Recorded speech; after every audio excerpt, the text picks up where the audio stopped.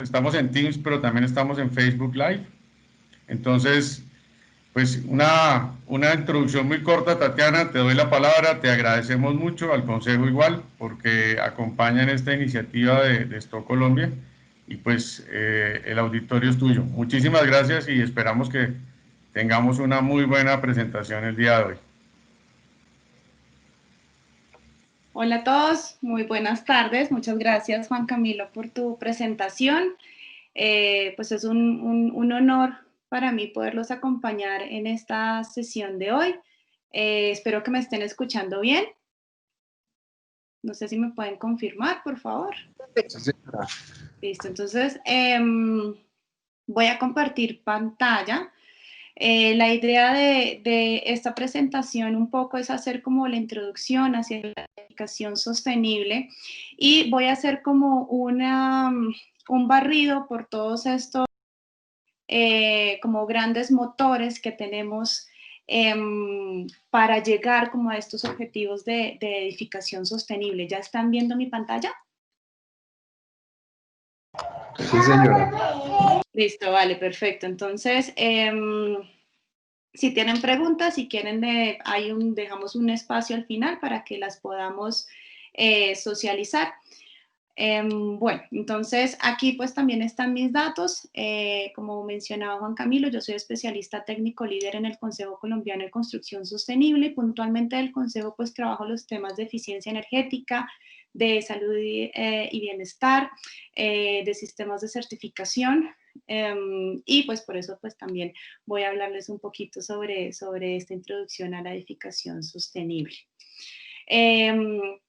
Vamos a arrancar esta presentación primero como identificando la problemática. Sé que no somos ajenos, sé que en algo pues estamos al tanto de lo que está ocurriendo a nuestro alrededor. Entonces pues vamos a arrancar con esta parte introductoria de por qué la sostenibilidad es un tema relevante, por qué hablamos tanto al respecto, porque a nivel de política pública también se está empezando a mover hacia las estrategias para reducir el cambio climático.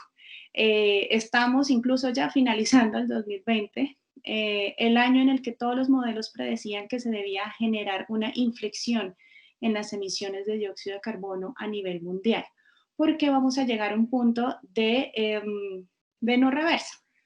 Entonces aquí, como vemos en estas imágenes de la derecha, tenemos los efectos en cuanto a precipitación y los efectos en cuanto a temperatura promedio, si aumentamos 1,5 grados o si aumentamos 2 grados.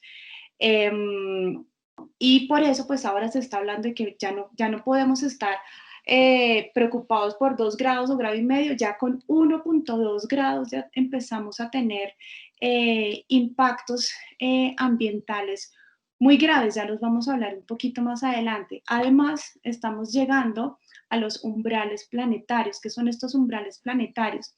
Es el punto de no retorno. Es el mantenimiento estable de esos rangos de las variables de control de los procesos globales. Cuando ya superamos estos umbrales planetarios, quiere decir que ya vamos a tener efectos que no tienen reversa. Entonces, por ejemplo, si nos ubicamos acá en Sudamérica, tenemos el umbral de la deforestación de la selva amazónica. Entonces ya cuando ya cruzamos este umbral, que estamos a punto de hacerlo, vamos a tener un problema de inundaciones, vamos a perder la capacidad de retener esta humedad, porque ya perdemos pues área de amortiguamiento que tenemos en la selva. Los científicos predicen que los incendios, las tormentas, las inundaciones y las sequías se volverán más frecuentes e intensas a medida que la temperatura global supere los 1,2 grados centígrados, como les mencionaba hace un momento. Y pues también hay otros umbrales planetarios pues a lo largo del mundo. Ahora pues aterricemos un poquito a qué ocurre en Colombia y en Latinoamérica. Pues en Latinoamérica tenemos economías emergentes, principalmente 7% del Producto Interno Bruto global. También tenemos una generación de dióxido de carbono relativamente baja, con tendencia a ser más alta si nos comparamos, por ejemplo, con Estados Unidos o con Europa. En Latinoamérica estamos hablando alrededor de 0,3 toneladas de CO2 equivalente per cápita versus 16,4 en Estados Unidos y 6,4 en Europa. ¿Eso por qué? Porque más del 50% de la energía en Latinoamérica proviene de hidroeléctricas y puntualmente en Colombia estamos hablando alrededor del 70%. Industrias de manufactura y extracción tienen un uso intensivo de la energía. Y algo en contra que tenemos es que hemos tenido un bajo crecimiento en generación fotovoltaica. Y adicionalmente, somos países altamente vulnerables al cambio climático, por lo mismo que el 70% de nuestra energía proviene de hidroeléctricas. Entonces, cuando tenemos sequías, cuando tenemos inundaciones, pues eso tiene un impacto directo también en nuestro recurso hídrico que va a impactar nuestro recurso energético. Ahora si nos vamos a las gráficas de la izquierda, tenemos los impactos asociados al consumo de energía y a las emisiones de dióxido de carbono asociados a la edificación. Tengamos en cuenta que la edificación como tal, pues tiene otros sectores asociados desde la construcción, que está incluido en el sector industria, en el transporte, también todo el transporte de material, y en la operación de los edificios a lo largo de todo su ciclo de vida, pues útil de operación. Entonces, si estamos mirando la primer torta a la izquierda superior, vemos un impacto grande de edificios 24%, más lo que puede estar incluido en industria y el transporte asociado a la edificación. Y en la parte de emisiones de gases de efecto invernadero, en este caso de dióxido de carbono, tenemos también unas emisiones directas e indirectas asociadas pues directamente por la operación de los edificios a lo largo de su ciclo de vida y por el carbono embebido que se encuentra ya en los materiales que tenemos instalados en la edificación. Para poder fabricar esos materiales, para poder transportar esos materiales, pues también hay una huella de carbono asociada de manera indirecta a la edificación. Entonces, como vemos acá, la edificación es un actor muy importante hacia pues esta como afán y carrera de mitigar el cambio climático. Los impactos frente al ambiente y a las personas pues son cada vez mayores, como les mencioné al principio, no somos ajenos a ya ver estos impactos e incluso a sonarnos habituales. Entonces, habitualmente podemos estar escuchando de incendios forestales, pues de la deforestación de la selva, como les mencionaba también al principio. Sin irnos tan lejos tampoco, aquí tenemos unas imágenes de los nevados. Tenemos el nevado del Ruiz, perdón, en 2013 versus a la derecha en 2015, que ya de nevado no nos queda mucho. Las inundaciones, evidentemente ya empezamos a tener como una notoriedad más grande de estos efectos de los fenómenos de la niña, del niño, y como les mencionaba también, esto trae un impacto y por eso somos vulnerables al cambio climático, porque nuestra energía proviene de hidroeléctricas. Cuando tenemos sequía, pues vamos a tener un racionamiento también a nivel energético.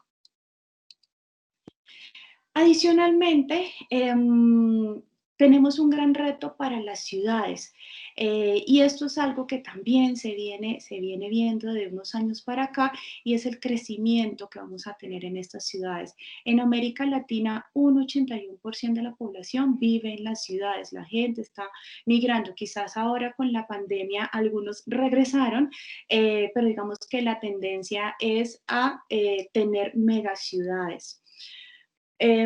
Para Colombia, puntualmente, cerca del 76% del Producto Interno Bruto se genera en estos centros urbanos. En los próximos 35 años llegarán a las ciudades colombianas 18 millones de personas y eso también trae unos impactos asociados porque hay una necesidad, hay demanda de vivienda, hay demanda de bienes, de servicios, de infraestructura. Y además, pues eso trae consigo un efecto y es, bueno, cómo compensar la falta de espacio, pues una tendencia a reducir en tamaño de las áreas en los hogares. Para 2050 tendremos 69 ciudades en Colombia con más de 100.000 habitantes, teniendo en cuenta que en 2010 contábamos con 41, pues es un crecimiento bastante alto. Y surgen estas preguntas: ¿cuál va a ser entonces también el impacto en emisiones de gases de efecto invernadero, de la calidad del aire, de la calidad del ambiente? Adicionalmente, los temas de salud, de calidad de vida, pues surgen todas estas interrogantes que tendremos que ir solucionando, porque esto es algo que, pues, que va a ocurrir de acuerdo también a las estadísticas. Otro dato importante acá es que el 60% de las edificaciones que existirán en 2050 todavía no las hemos construido. O sea, esto es quizás pues un reto y también una oportunidad. Falta mucho por construir, hagámoslo bien. Estas son algunas noticias. Acá en Colombia la oferta de vivienda no alcanza para cubrir el déficit. 9 de cada 10 viviendas en América Latina y el Caribe son de baja calidad. Bajar el déficit cualitativo de la vivienda en la agenda del PND. Como algunas ya problemáticas que tenemos identificadas y que van como muy de la mano con esta necesidad de cubrir esta demanda. Y además aquí hay algo muy interesante y que estamos hablando de baja calidad, o sea, ya no estamos solo en cantidad, sino que también hay que hacer espacios habitables adecuados para las personas. Entonces, ¿qué estamos haciendo? Ya, pues, pasando un poco esta introducción de la problemática, el mundo le apuesta a la sostenibilidad, y quizás esta es una imagen que ya habrán visto previamente, que son los Objetivos de Desarrollo Sostenible, a los cuales también Colombia se compromete.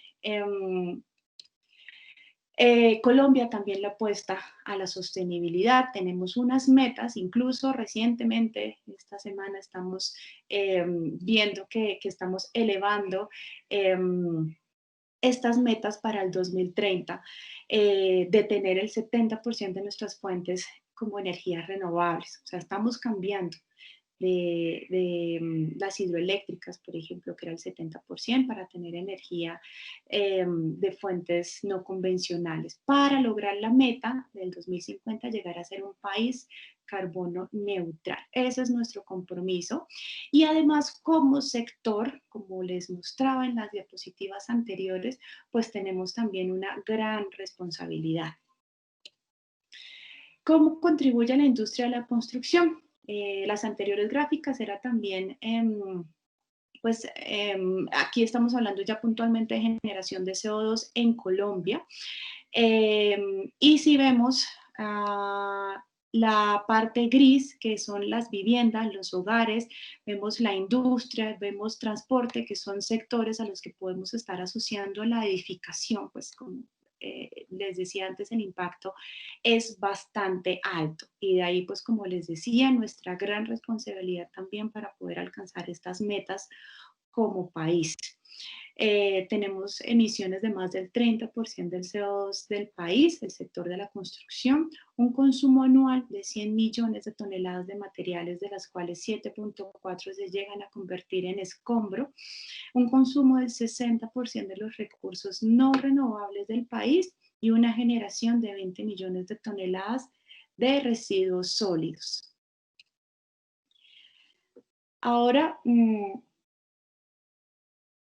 ¿qué podemos hacer? ¿Cómo contribuye la industria de la construcción? Entonces aquí también surgen estas grandes fuerzas que nos pueden llevar a lograr estos objetivos de desarrollo sostenible. Entonces voy a hablar un poquito de estas. Están los sistemas de certificación. Que tienen una relación también con nuestros objetivos de desarrollo sostenible. Los sistemas de certificación ayudan a tener edificaciones sostenibles. Entonces, por ejemplo, si nos vamos al objetivo 3 de salud y bienestar, pues estas edificaciones sostenibles, cuando son integrales, o sea, cuando se ocupa también de la calidad del ambiente y de la salud y bienestar de las personas, pues directamente pueden estar también ayudando a alcanzar el objetivo 3, que es salud y bienestar. Las edificaciones sostenibles pueden usar energía renovable cada vez más económica de implementar, y eso es algo que hemos visto con los años. Tiempo los paneles solares, por ejemplo, como una alternativa muy costosa. Ahora podemos ver que se pueden implementar, por ejemplo, en proyectos de vivienda de interés social. La infraestructura de las edificaciones sostenibles genera empleo e impulsa la economía, y esto es algo pues innegable. El sector de la construcción pues es un gran motor para la economía, y pues evidentemente tener esta actividad pues va a generar empleo y moviliza también pues la economía de los países. El diseño de las edificaciones sostenibles fomenta la innovación y contribuye a la infraestructura resiliente al cambio climático. Cada vez estamos avanzando más en tecnología, en pensar, en dejar de construir como lo hacíamos hace años, porque las condiciones ambientales han cambiado. Hay más calor en las ciudades, por ejemplo, o podemos tener unos momentos más críticos en el año, con lluvias más intensas. Entonces también estamos cambiando la forma de construir para adaptarnos.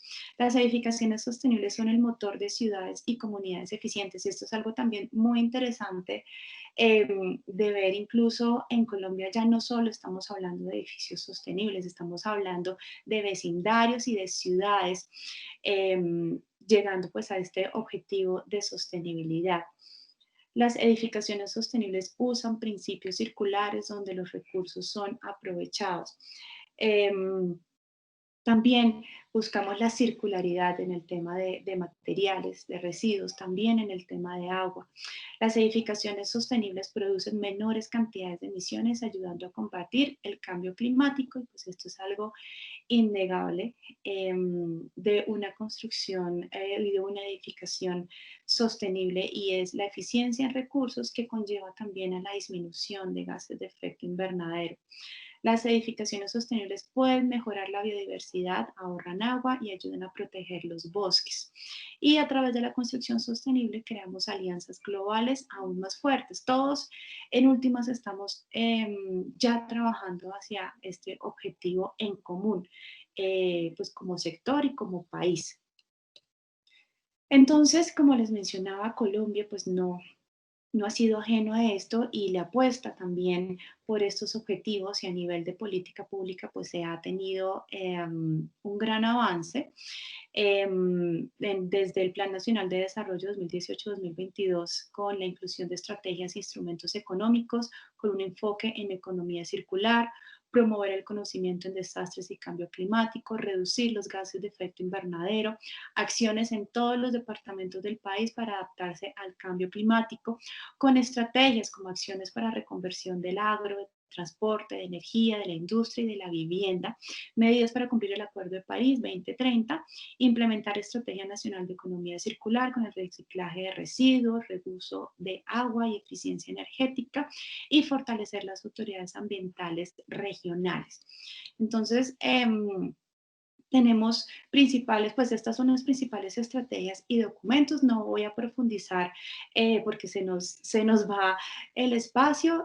Tenemos el COMPES de Estrategia Colombiana de Desarrollo Bajo en Carbono, de Economía Circular, 3918 de Estrategia para la Implementación de los Objetivos de Desarrollo Sostenible en Colombia, el 3919 que es la Política Nacional de Edificaciones Sostenibles, 3934 la Política de Crecimiento Verde.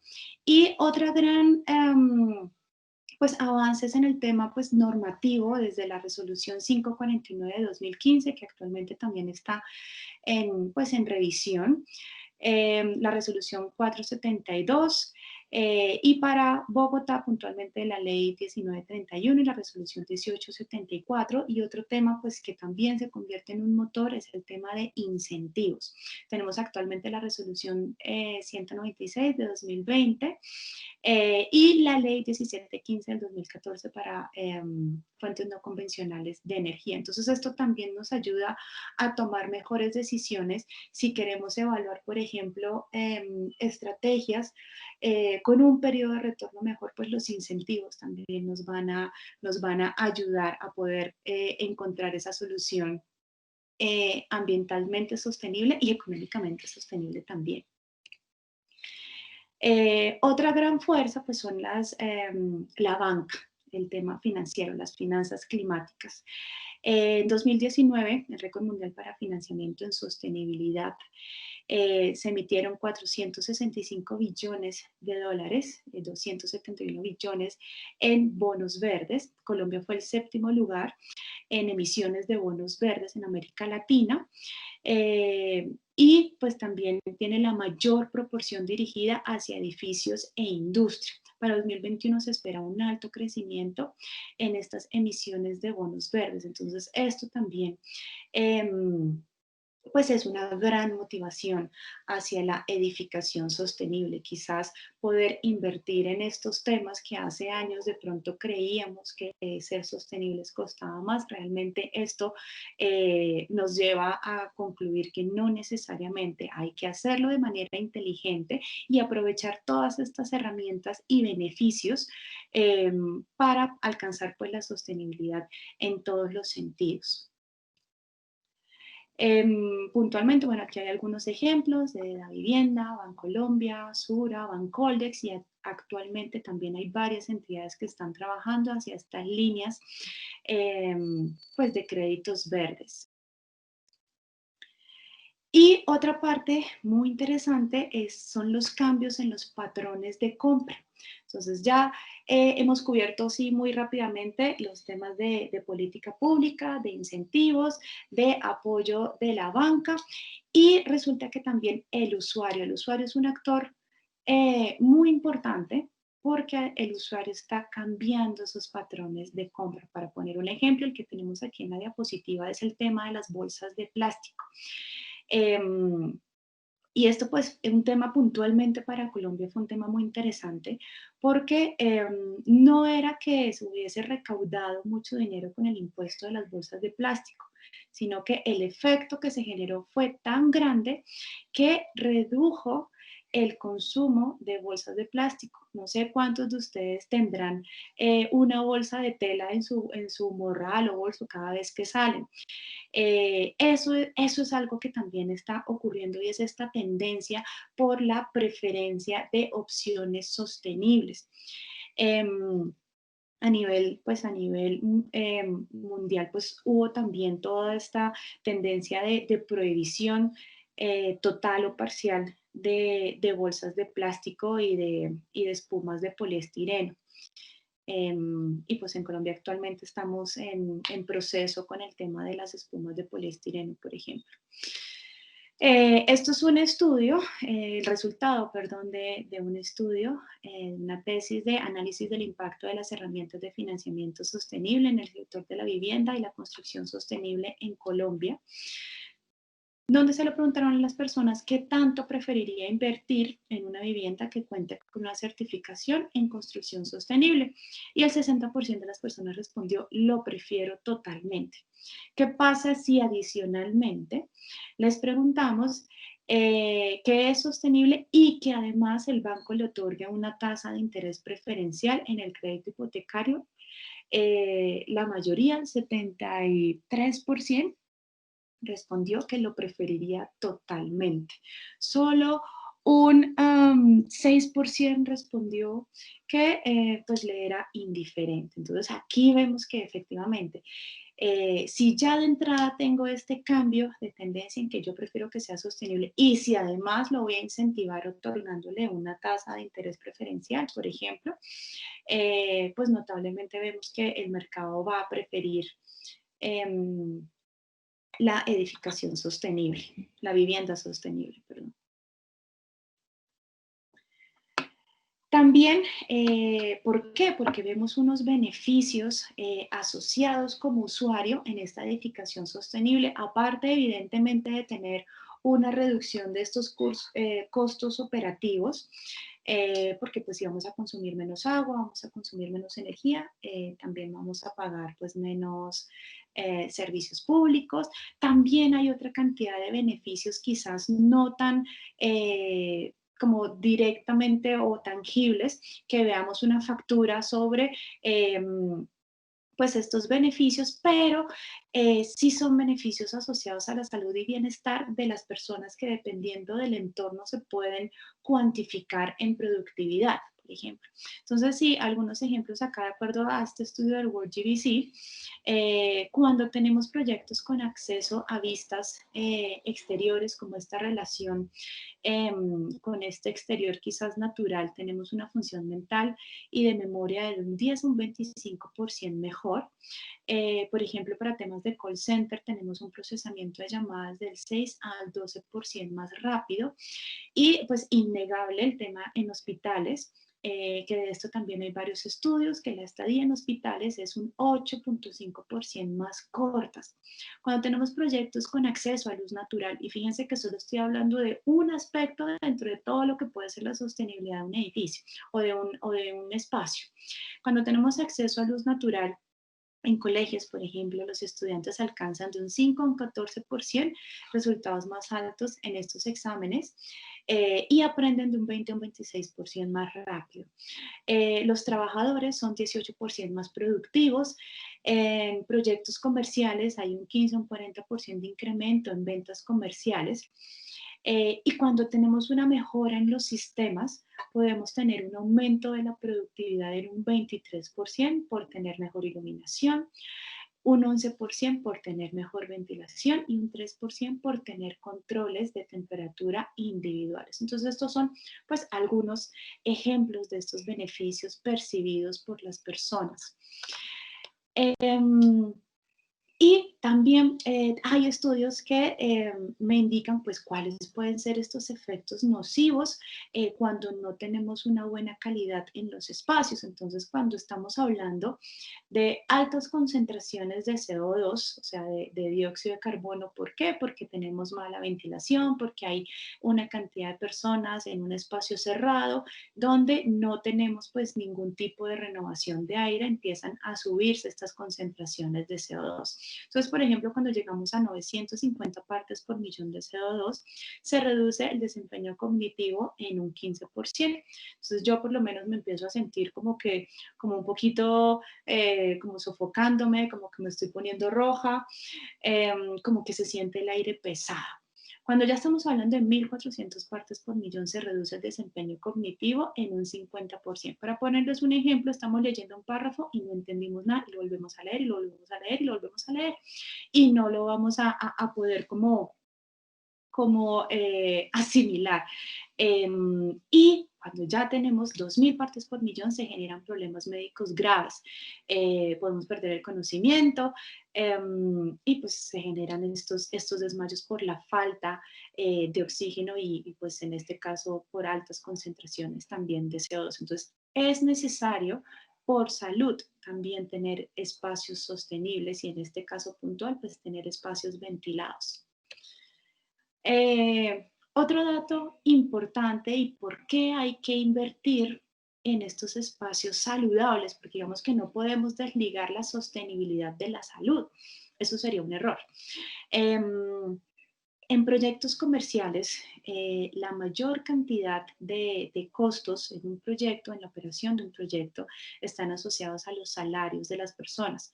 De acuerdo a este estudio del Whole Building Design Guide, el 92% de los costos en una edificación están asociados a los salarios y el 2% al diseño y el 6% pues, al mantenimiento de la edificación. Entonces, las personas también son una gran inversión en los proyectos, hay que cuidarlas, pues evitar, no sé, la rotación de personal, que de pronto se estén enfermando porque yo tenga malas condiciones en estos espacios de trabajo. Aquí también este estudio es muy interesante, es del Dodge Data and Analytics del World Green Building Trends del 2018, donde vemos en efecto que construir sostenible no necesariamente es mucho más caro. El 70% de los proyectos reporta un retorno de la inversión en proyectos sostenibles en menos de 10 años. El 60% de los propietarios reporta un incremento del valor del activo entre un 3 a un 10% del valor. Entonces también se convierte en otro incentivo para construir sostenible. Incluso pues esto es 2018, quizás cuando ya con las actualizaciones de estos estudios podamos estar hablando de un retorno mucho más bajo. Y en el mismo estudio esto es algo bien interesante y son cuáles son estos beneficios o los más grandes beneficios que tenemos con la construcción sostenible. Y fíjense que aquí tenemos a Colombia ubicado aquí en estos dos beneficios. Lo que nos dice es que los principales beneficios percibidos en Colombia de la construcción sostenible son la reducción en costos de operación, evidentemente, y la mejora en la salud de los ocupantes. Entonces, fíjense que un 63% de percepción en cuanto a mejora de la salud. Incluso ahora con el tema de la pandemia, esto es algo que se ha convertido en un tema, en una tendencia a hablar sobre espacios saludables. Y esto pues también es bien interesante de cómo va a crecer, cuál es la expectativa de crecimiento de la construcción sostenible. Y por acá tenemos a Colombia. En 2018, 19% de las edificaciones tenían pues criterios de sostenibilidad y la tendencia para 2021 es que estemos cercano a la mitad, quizás, y ojalá podamos estar hablando de aún más con estos temas de incentivos pues tributarios y financieros, pero esto es algo que va en aumento. Y pues así también en el resto de países. Y como les mencionaba, es posible llegar a cuantificar también los beneficios económicos asociados a el bienestar de las personas. Entonces aquí tenemos en este estudio el impacto del confort en oficinas en la productividad. Cuando aumenta el porcentaje de satisfacción de las personas, también aumenta la productividad. Y el efecto contrario, cuando aumenta la satisfacción, disminuye como el tiempo perdido que tenemos de pronto porque perdimos la concentración, porque estamos cansados, porque nos dio sueño, porque hay mucho calor, bueno, en fin, etcétera. Entonces, esta parte sí es indirectamente proporcional. Perdemos menos tiempo cuando estamos satisfechos y en confort con estos espacios. Entonces, volviendo, ahí toqué como varios temas recapitulando, en cuanto a la política, al tema de incentivos, al tema de incentivos tributarios, incentivos financieros, a los cambios del patrón de consumo. Y volvemos entonces acá a la construcción sostenible. Entonces vamos a hablar del concepto integral de construcción sostenible. ¿Por qué hablo del integral? Porque este es el que se enfoca en las personas, su calidad de vida y su relación con el entorno y los recursos naturales, generando entornos prósperos y saludables que respeten el ambiente, los ecosistemas y la biodiversidad. Por eso les decía, no podemos hablar de sostenibilidad sesgado, digamos que podemos estar hablando de sostenibilidad integral. Técnicamente mejores prácticas durante todo el ciclo de vida de las edificaciones. No solo diseñar y construir sosteniblemente, sino también operar y si hay que hacer actualizaciones de los sistemas y cuando finalice su vida útil, si es necesario hacer demolición, también hacerlo de manera sostenible. Entonces, ¿cuál es el camino hacia la sostenibilidad integral? Entonces, aquí vemos en esta gráfica que arrancamos primero con la legislación de base, con lo que nos están exigiendo para poder construir. Y estas exigencias pues tienen unos requisitos, pues unos mínimos para poder, pues no sé, para que les den la licencia, para poder acceder a los permisos y poder construir. Y esta legislación base pues va a traer unos mínimos en eficiencia de recursos. Si vamos avanzando, lo siguiente es los temas de eficiencia en recursos, estos de pronto reconocimientos o también sistemas de certificación enfocados en eficiencia en recursos. Y fíjense que los impactos negativos al ambiente por la edificación no es que no estamos pues tapando el sol con un dedo, pero sí estamos minimizando esos impactos porque estamos consumiendo menos recursos. Si seguimos avanzando acá estamos hablando de sostenibilidad integral, o sea, de alto desempeño en estas edificaciones. Entonces estamos pidiendo todo lo que nos están pidiendo por ley, todo lo que estamos aumentando de requerimiento por eficiencia en recursos, y acá estamos incluyendo otro tipo de impactos asociados, por ejemplo, a, no sé, a escorrentía, a lo que mencionábamos de salud y bienestar de las personas. Entonces también estamos minimizando todos estos impactos asociados a la edificación. Pero aún nos falta un poquito. ¿Qué es ese poquito? Poder llegar a este punto que es ser neto cero carbono, o sea, neto cero en la parte de emisiones, y podemos llegar a ser neto cero también en agua, en energía, en residuos, y si seguimos avanzando podemos llegar a generar el efecto opuesto. O sea, imagínense impactos positivos de la edificación, por la edificación, regenerativos, poder devolverle a mi entorno. Si yo tengo, por ejemplo, energía de fuentes no convencionales y no me la consumo y le estoy inyectando a mi vecindario, ahí estamos hablando de impactos positivos y regenerativos. Si estoy tratando agua, y también puedo devolverle o recogiendo agua lluvia, recuperándola, puedo devolver esta agua en excelentes condiciones para mi entorno, para mi vecindario, para la ciudad. Estoy hablando de impactos positivos y regenerativos. Esta sería la meta idealmente a la que podríamos llegar. Y por eso, pues los sistemas de certificación son una gran fuerza, porque tiene dos efectos que se genera. El efecto, voy a empezar por acá, el efecto de jalar. ¿De jalar qué?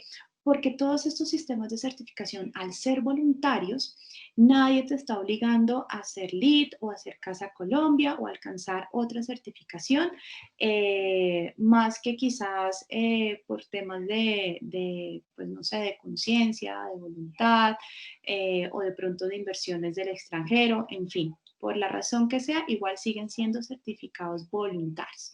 ¿Eso qué quiere decir? Que la industria de cierta manera está preparada y está exigiendo que se generen estos, que los fabricantes saquen productos sostenibles, que informen sobre sus impactos, que innoven y bajen, por ejemplo, las emisiones.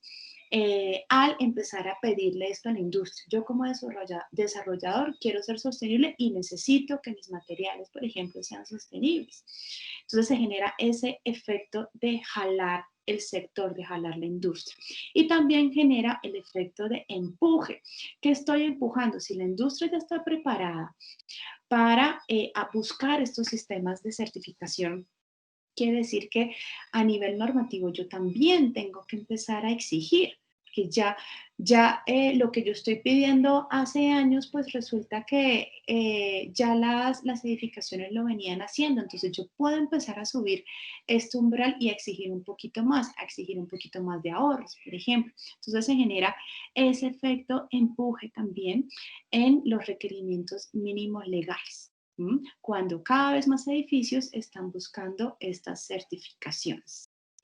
Y lo mismo también el mismo sistema de certificación también se empieza a mover. Entonces estamos hablando de que arrancamos de pronto hace años en la versión 1 y ya actualmente estamos en la versión 2 o la versión 3 o así, dependiendo del sistema de certificación, porque también se tiene que ir actualizando. Entonces, esto es como un efecto también muy cíclico que se va generando. En el mundo hay muchos sistemas de certificación. Creería que hay más de 60.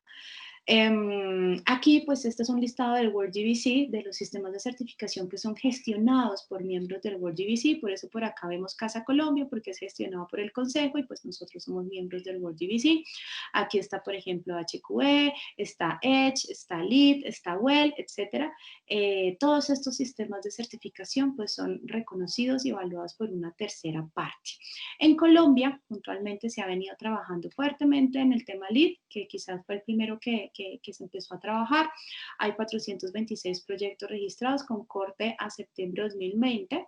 Y fíjense que aquí hay algo interesante y es que hay 2 proyectos registrados de Lead for Cities and Communities, lo que les estaba mencionando, que ya no estamos hablando de sostenibilidad netamente dentro de la edificación, ya estamos expandiéndonos hacia ese desarrollo urbano. Está Casa Colombia, con 12 proyectos registrados. Justamente hoy me informaron de otro proyecto que se acaba de registrar, pero pues estos son los cortes a septiembre 2020. 2 proyectos que ya cuentan con la certificación, HQE con 7 proyectos certificados, Well con 3 proyectos registrados, Fitwell, estos 2 son de salud y bienestar con un proyecto registrado. Voy a pasarme por acá, Edge, que también ha cogido mucha fuerza, con 183 proyectos registrados, True, que es un sistema de certificación puntualmente en residuos, hay un proyecto ya certificado, y Living Building Challenge, que es el sistema de certificación quizás más exigente, porque nos lleva a pensar en estos impactos positivos y regenerativos en la edificación, con 3 proyectos registrados en Colombia. Entonces, fíjense que existe un mercado dinámico para proyectos que aportan a la mitigación y adaptación al cambio climático. Y pues voy a compartirles algunas cifras, no me quiero pasar de tiempo. Estas cifras a mí, esta gráfica me impacta muchísimo porque teniendo en cuenta que el LEED pues tiene unos niveles, siendo certificado como el primer nivel, plata, oro, platino, va en nivel pues en aumento.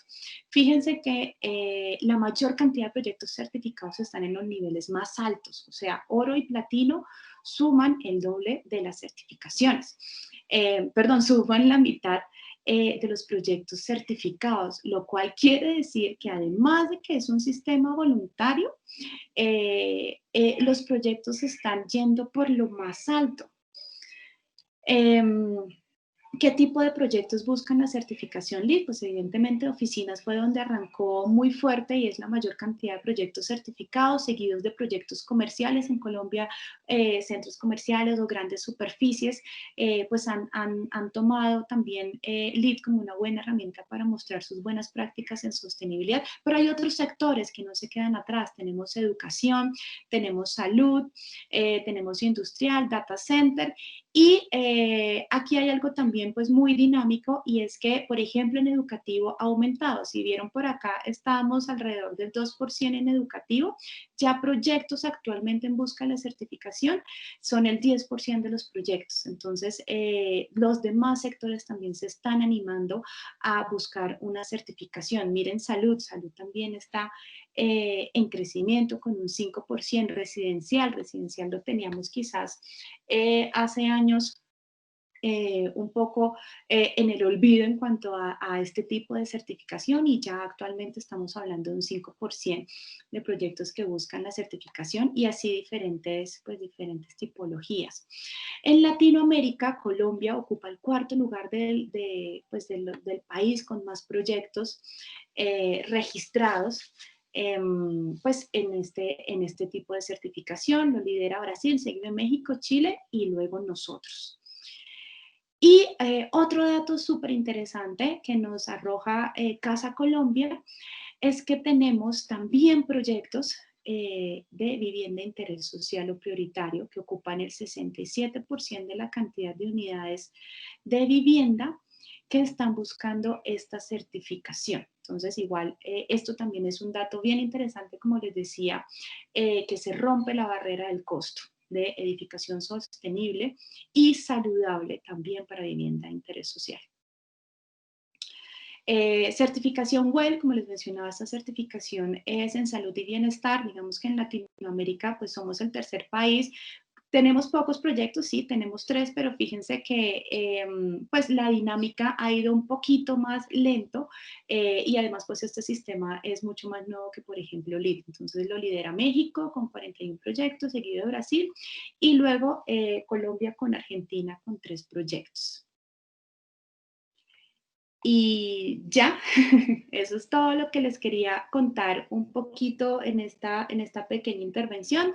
No sé si tienen preguntas. Estamos ahí viendo el tema con la gente de Facebook. Le saludamos a la gente que nos está acompañando en Facebook. Tatiana, te damos muchas gracias por la por este barrido tan interesante sobre la sostenibilidad a nivel mundial y todas esas cosas que nos tienen que generar conciencia de buscar la sostenibilidad en las construcciones de aquí en adelante. Antes de que Lina nos dé alguna información de las preguntas que están acá, tengo como tres preguntas que son muy pertinentes y desde el punto de vista de Stock como compañía. Digamos que en tu experiencia como en todo este tema técnico con el consejo, digamos que qué tan importante, y tú lo mostraste en unas filminas, qué tan importante es el confort térmico y los temas de mantenimiento en las edificaciones actualmente. O sea, digamos que cuando uno ofrece ese tipo de cosas, porque uno puede pensar en un momento dado que lo más importante en sostenibilidad es el consumo del agua y de la energía, pero dentro de tu experiencia, el tema del confort térmico obviamente ligado a la productividad y el tema del mantenimiento, ¿qué tan importante lo ves tú? Perdón, allá.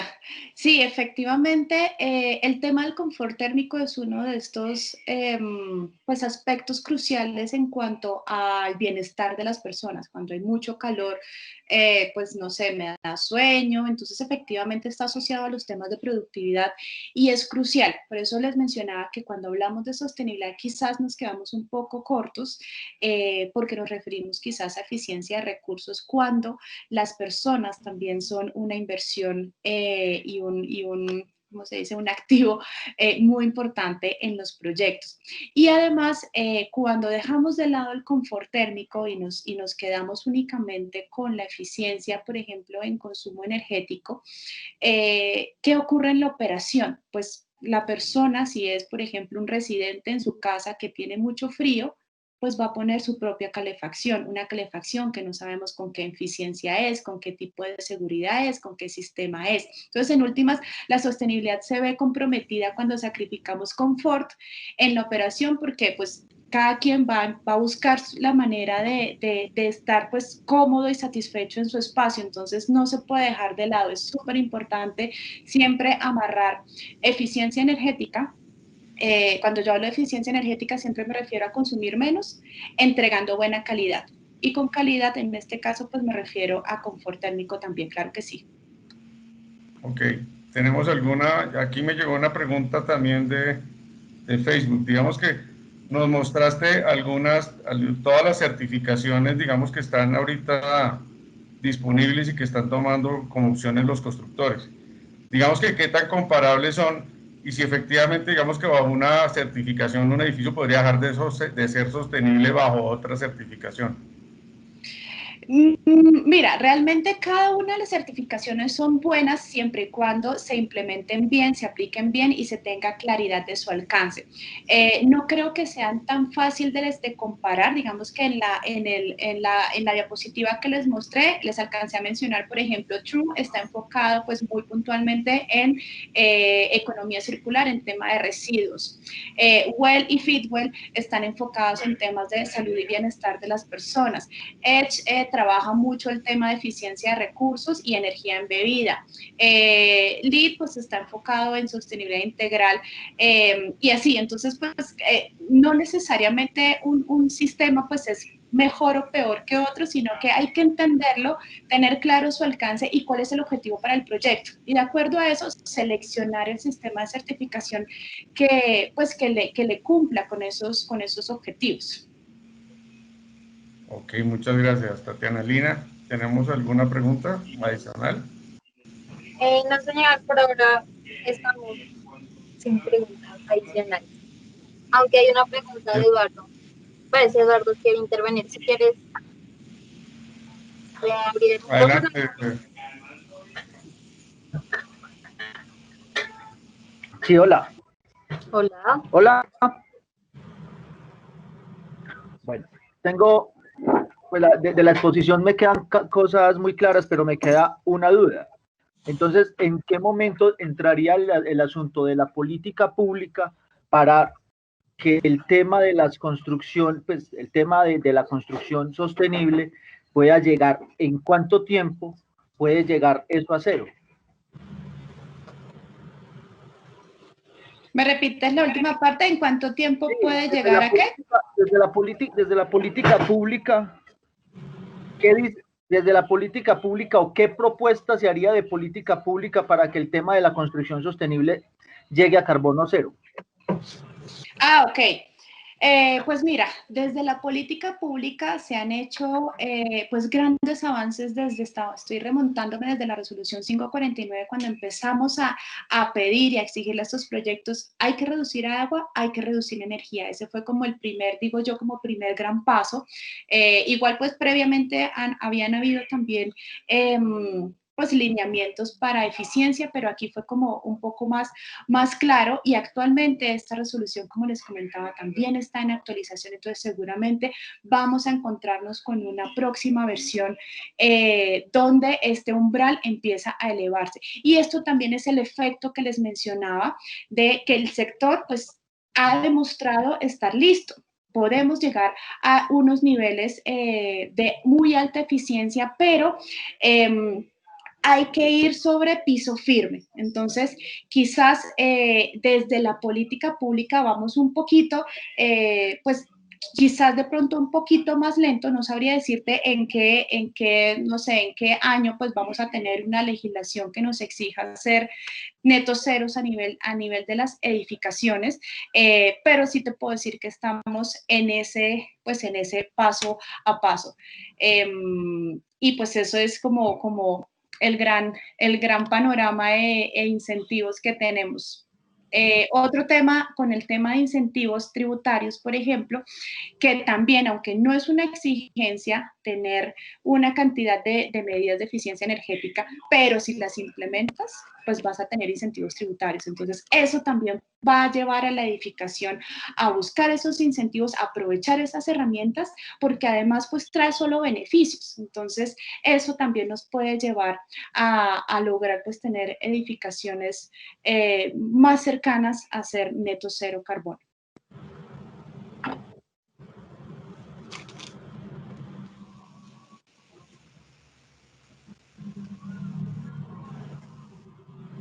Sí, aquí Eduardo nos pregunta sobre la resolución 549 y las empresas realizan cobros por Perdón, obras no, por yo lo impuestos. que digo es o sea, ese es exacto el número de la resolución, 549.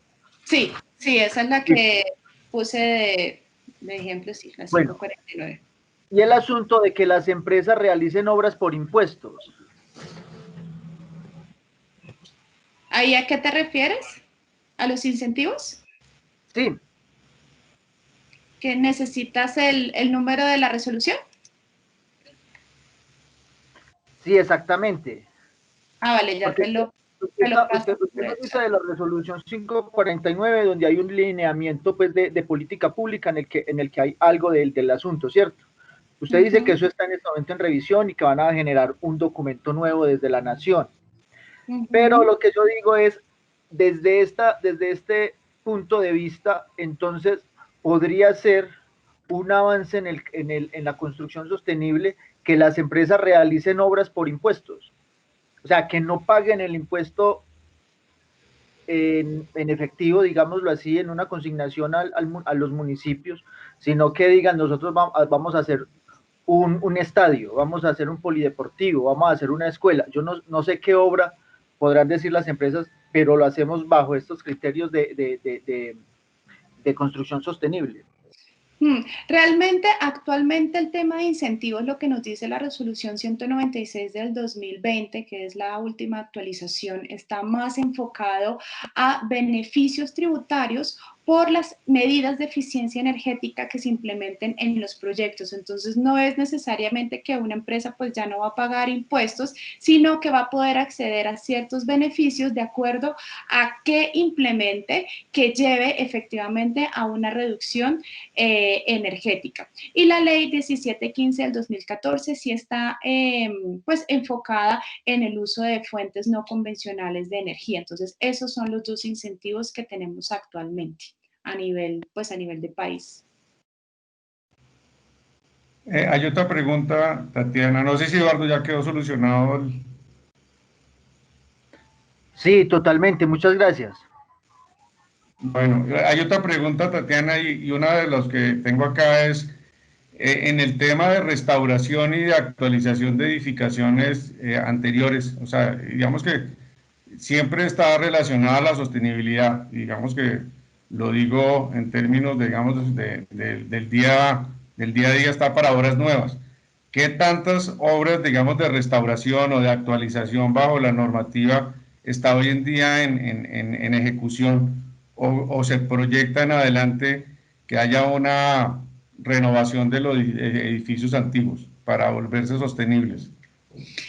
Esa es una excelente pregunta, porque digamos que sí, efectivamente hemos estado hablando como principalmente de toda esta edificación nueva y la renovación de edificaciones también es un aspecto fundamental. Entonces, no tengo ahora cifras de quizás cuántos proyectos pero se las podría enviar, le puedo buscar ahora cuántos proyectos, por ejemplo, están buscando certificación LEED como edificio existente, porque sí, efectivamente se van a convertir en una tendencia, si bien parte de mi presentación estuve hablando de la necesidad o de la demanda que va a existir de vivienda, no podemos desconocer todos los impactos asociados a la edificación existente y que es necesario renovar, porque estos edificios antiguos pues han tenido su deterioro, los vidrios pues no son quizás los más adecuados para el cambio climático y para la tecnología que quizás tenemos que se podrían empezar a actualizar y podemos llegar a renovar un edificio, no necesariamente demolerlo, sino cambiarle ciertos elementos para que efectivamente consuma menos. Entonces, les quedo viendo las cifras para certificación LEED de edificios existentes. Sí, porque que nos dicen acá que un caso muy especial es el caso del Empire State de Nueva York, o sea que finalmente hicieron una renovación completa a un costo impresionante, pero no hubo que tumbar un edificio tan emblemático.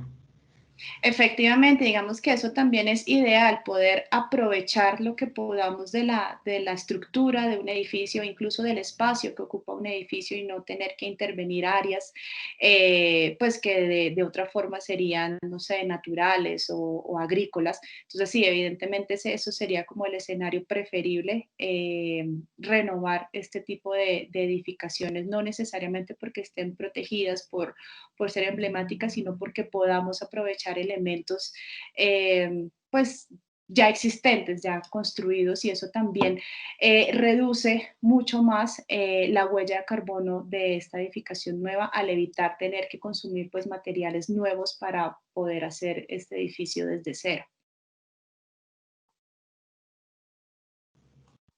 Perfecto, Tatiana. Entonces, Lina, ¿tenemos alguna otra pregunta?